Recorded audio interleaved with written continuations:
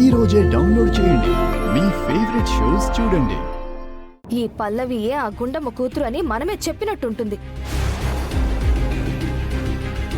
అయినా పెళ్లికి ఇంకా 1 మంత్ టైం ఉంది కదా ఆంటీ. ఈ లోపు మీరు ఆలోచించి ఏదో ఒకటి చెయ్యండి.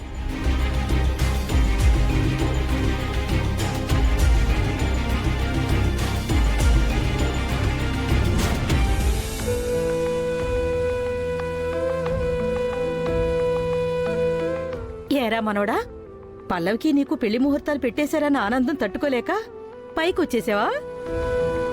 నీకలా అర్థమైందా? Anyway advance happy married life అన్నయ్య. ఏంట్రా హ్యాపీ మ్యారీడ్ లైఫ్? ఈ పెళ్లి జరగదు.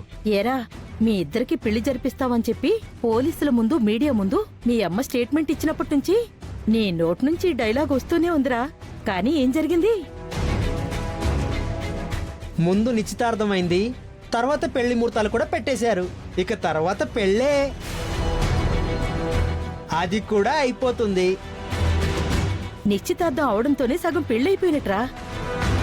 ఇక ముహూర్తాలు పెట్టేశారంటే పల్లవి మెళ్ళో తాళి కట్టలేదన్న ఒక్క మాటే కాని ఆల్రెడీ మీ ఇద్దరు భార్యాభర్తలు అయిపోయినట్టే. ఏం కాదు, నేను చేసుకోను. నువ్వు చేసుకోవద్దురా, ఫ్రెండే నిన్ను చేసుకుంటుంది. ఫ్రెండ్ సంగతి నీకు తెలుసుగా. ఫిక్స్ అయిందంటే మ్యాటర్ ఫినిష్ అయినట్టే. మీ పెళ్ళైతే తర్వాత మీ ఇద్దరు కాపురం ఎలా ఉంటుందో ఒకసారి ఊహించుకోరా.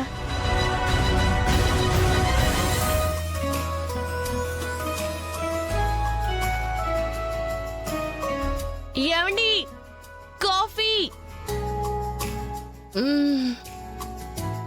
ఏమండి, ఇదిగా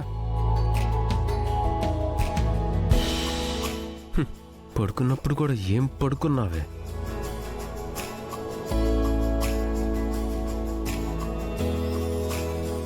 గుడ్ మార్నింగ్ శ్రీవారు.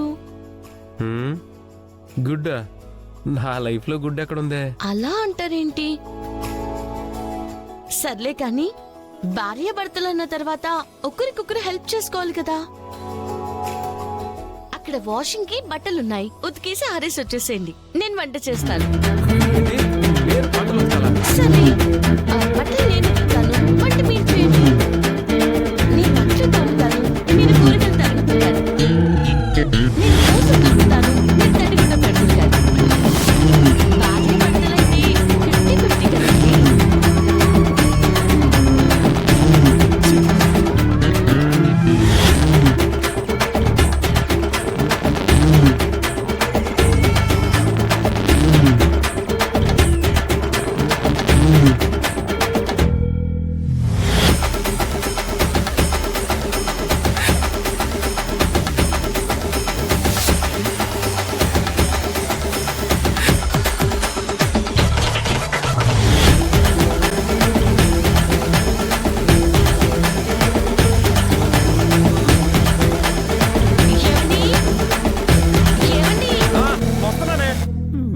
కర్మ.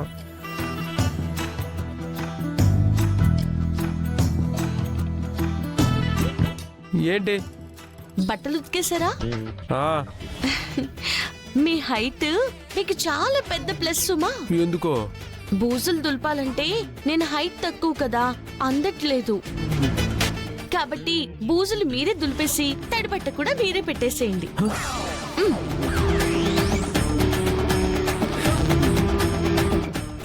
అని నేనేం చేస్తే మరి నువ్వేం చేస్తావే?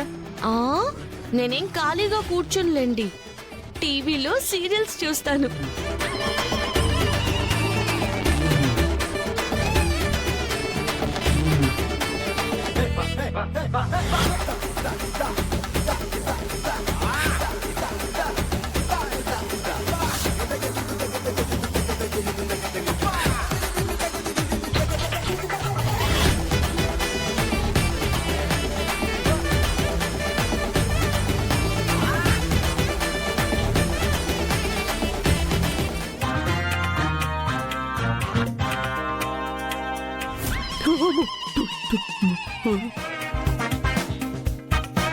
ఏంట్రా, ఫ్యూచర్ కనబడిందా?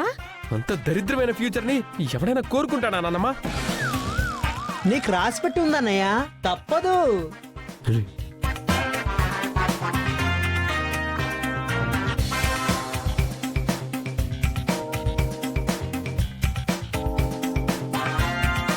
ఏంటి సిగ్గుపడుతున్నావా?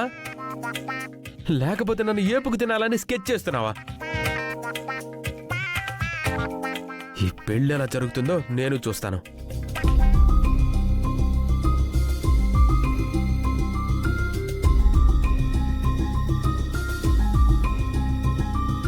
బామ్మగారు, మా పెళ్లి ముహూర్తాలు పెట్టేశారని మీరందరూ ఆనందపడుతున్నారు, బానే ఉంది.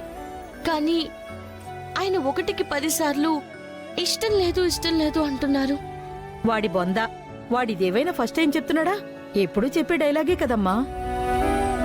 అవును ఫ్రెండు, నువ్వు లావుగా ఉన్నావని ఫస్ట్ నుంచే వాడికి ఒక ఫీలింగ్ పడిపోయింది. అది మైండ్లో నుంచి పోలేక అలా మాట్లాడుతున్నాడు అంతే. మిగతా అన్ని విషయాల్లో నువ్వు అంటే వాడికి ఇష్టమే. నువ్వు అనవసరంగా భయపడకమ్మా. మీ పెళ్లి జరుగుతుంది, మీ కాపురం సంతోషంగా ఉంటుంది. హా, అవును, హాస్పిటల్కి వెళ్తానన్నావు. నేను ఇప్పుడు బయలుదేరుతున్నాను బామ్మగారు. రా.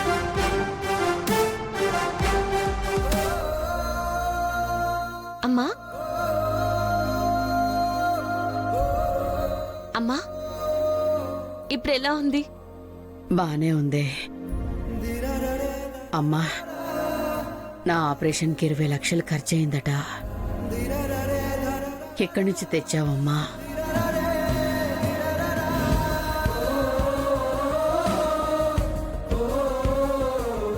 ఎక్కడి నుంచో తెచ్చానులే. ఇప్పుడు అవన్నీ నీకెందుకు?